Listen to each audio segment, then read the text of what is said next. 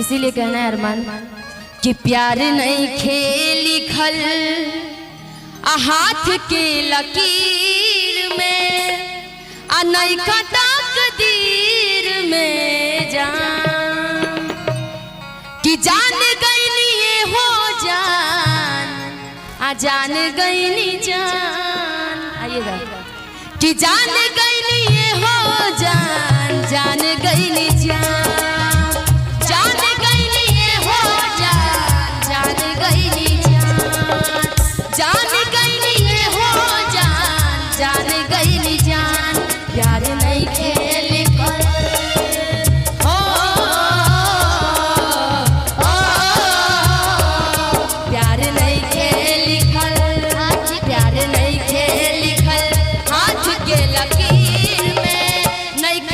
कदीर में जान प्यार नहीं खेल हाथ के लकीर में नहीं कटा कदीर में जान गई ये हो जान गई जान गई ये हो जान गई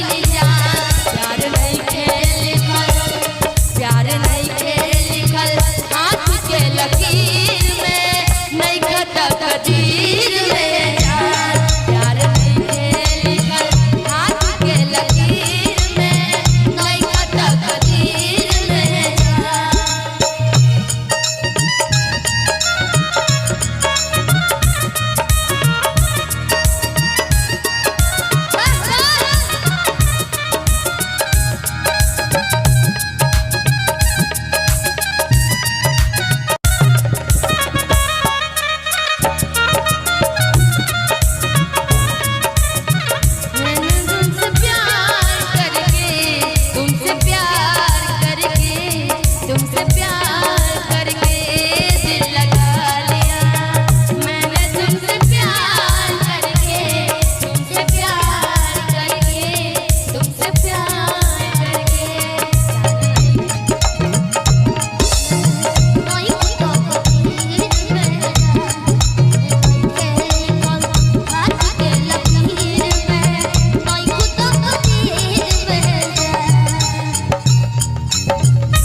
लेकिन जानते हो इतना ही से नहीं, लड़का आगे भी जानते हो क्या कहता है कि अगर न मिलते इस दुनिया में लेते जन्म दोबारा।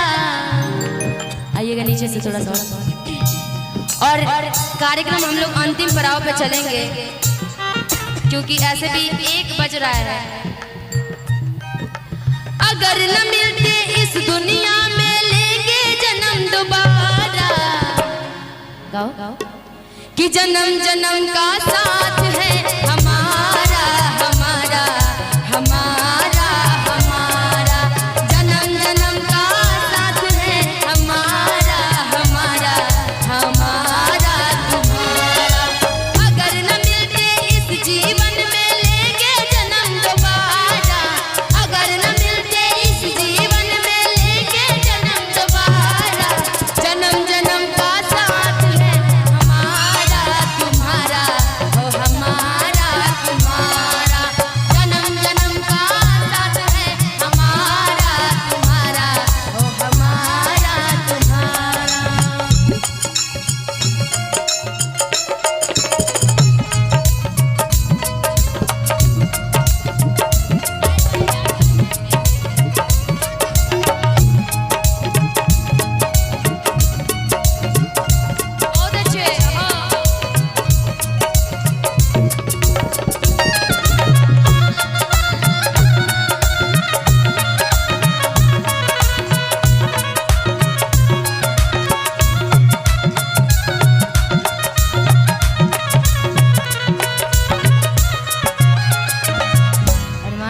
कुछ तुम भी गाओ।